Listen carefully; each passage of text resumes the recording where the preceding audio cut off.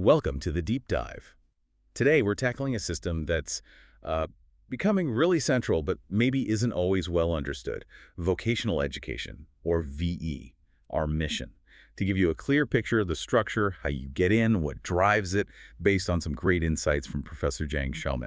Yeah, Professor Jiang is perfect for this. They've got over 30 years in education, seen it all basically, principal, supervisor at big universities like Tongji, ECNU, and they've watched VE evolve, especially now with this, big government push to make it a core part of the economy. Right, that's key, isn't it? It's not just education talk, it's strategy. The official line is VE is equally important as general education.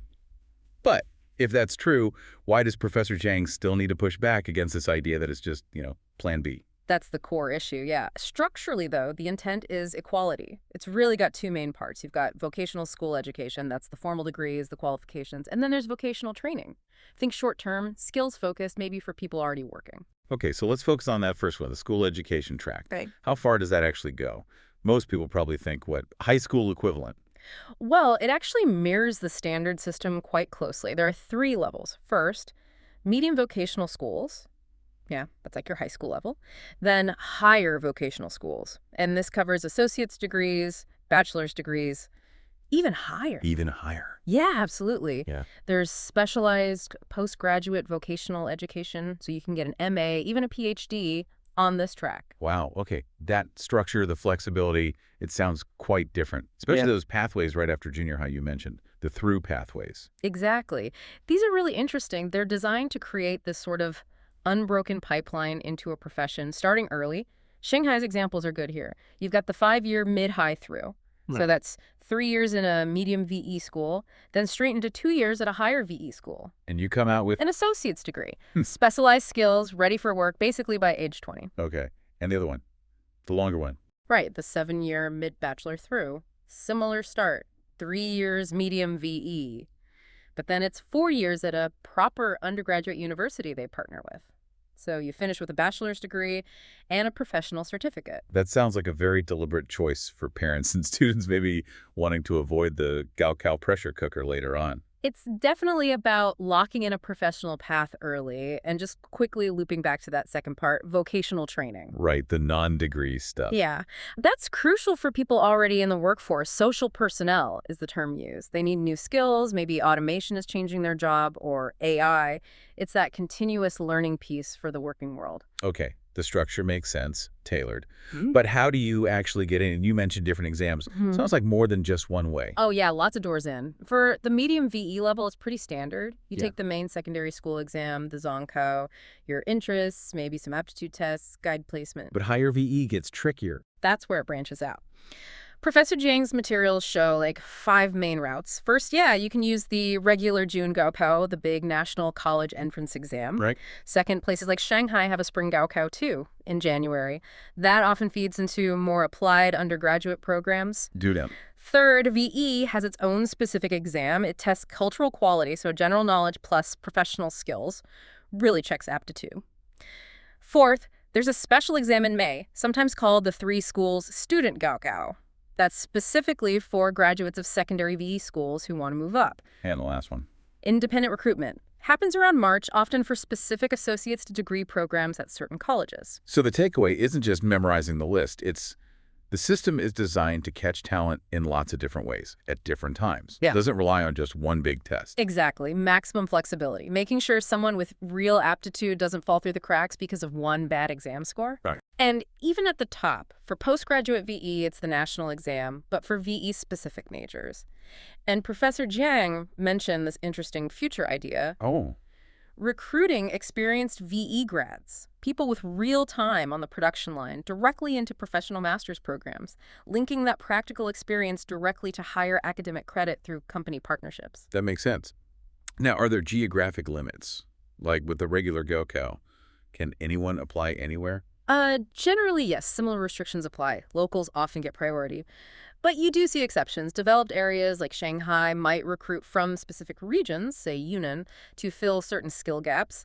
And importantly, children of migrant workers can apply provided they meet the criteria. So there's an effort towards inclusion. Okay, structure, check. Entry points, check. What about inside the classroom? If it's so practical, do they still get the basics? English, math. Yeah, they do. It's designed to be balanced. Roughly 50% of the time is on those foundational courses, Chinese, math, English, the core subjects. That's non-negotiable for literacy, numeracy. And the other 50%. That's all professional skills. Hands-on training, practical application. The rule is actually that practical teaching has to be over 50% of the total class hours, generally. So it really leans practical. It does. The motto is basically doing while learning, learning while doing. And it all builds towards that required 6-month work placement, the Dingyang Shixi. 6 months in a company. Yep, full-time, real work. You can't really simulate that pressure, that rhythm in a classroom. It's invaluable. Sounds intense. Does that mean it's more expensive than, say, a regular public high school? For the medium level, not necessarily. Costs are often pretty comparable to public high schools. In Shanghai, maybe 3,000, 4,000 RMB a year for public. Private, of course, is much higher. But here's the strategic part. The government actively subsidizes a lot of fields, over 80 professional areas. Which ones get the support? Think strategic sectors. No. Processing, advanced manufacturing, modern services, things the economy really needs. These are often part of the free education scope. So the system is nudging students towards these high-demand areas. Makes sense. Plus, there are waivers and support for students from rural backgrounds, islands, or families with economic hardship. And the teachers delivering all this, are they academics? Industry people? It's a mix, intentionally. You get university grads, people with BAs, masters, PhDs, but you also get technical staff, managers, people with real corporate experience. That second group is key for keeping the training current, not just teaching from old textbooks. Okay, let's pivot a bit. Professor Jiang talked a lot about stigma. Despite all this structure and strategy, there's still this perception. VE is for kids who couldn't make it academically. Right, and is it a fallback or is it actually a smart strategic choice? Professor Jiang lands firmly on strategic. They talk about misplaced competition. Look at those through pathways, like the mid-bachelor one. Choosing that early on, it's often a deliberate move by families to avoid the sheer stress, the involution of the standard high school track, and the massive Gaokao competition. So avoiding the pressure cooker. Exactly. It's about certainty. You commit to that 7-year path, you know where you'll be at 22. Specialized degree, job skills. Contrast that with the Gaokao route. One bad exam day can totally change your trajectory, maybe land you in a less desired university, fighting for entry-level jobs. VE offers specialized certainty over high-stakes risk. So it's less about not smart enough and more about smart in a different way, playing the long game. That's precisely Professor Jiang's point. VE is often ideal for students with strong specific talents. Maybe they're great with their hands, artistic, mechanically minded, but maybe struggle with abstract theory, like advanced math. This path lets them excel in their niche without being held back by subjects where they're weaker. The stigma comes from, well, maybe an outdated view of what success or intelligence means. It's about matching the path to the person's strengths. And the job market seems to back that up. Emphatically, yes. The data Professor Jiang shared indicated that in recent years, employment rates for higher VE grads were actually higher than for general university grads. Really? Yeah. Simple supply and demand. Employers, especially in manufacturing and modern services, need those hands-on skills now. They value that specific vocational ability. With market needs changing so fast, how does the curriculum keep up? You hear about skill stacking being important. Oh, definitely critical. Jobs aren't neat boxes anymore. VE actively encourages students to take electives across fields. Say you're studying robotics maintenance, you don't just need mechanics. You need programming for the software side, maybe some supply chain basics for parts. Can you give another example? Sure. Think about something like artisan food production. You need the food science, obviously, but you probably also need business skills to find your market, maybe data skills for logistics, even design skills for branding. It's about building a combination of skills to be adaptable. So how do you choose a major then? If things change so fast, avoid picking something that's obsolete in 5 years. Professor Jiang's advice here is consistent. Focus on interest and aptitude, not just chasing current hot trends. Yeah, trends change. We saw bank teller roles decline with automation. Now, AI support, renewable energy tech, advanced logistics, those are growing fast.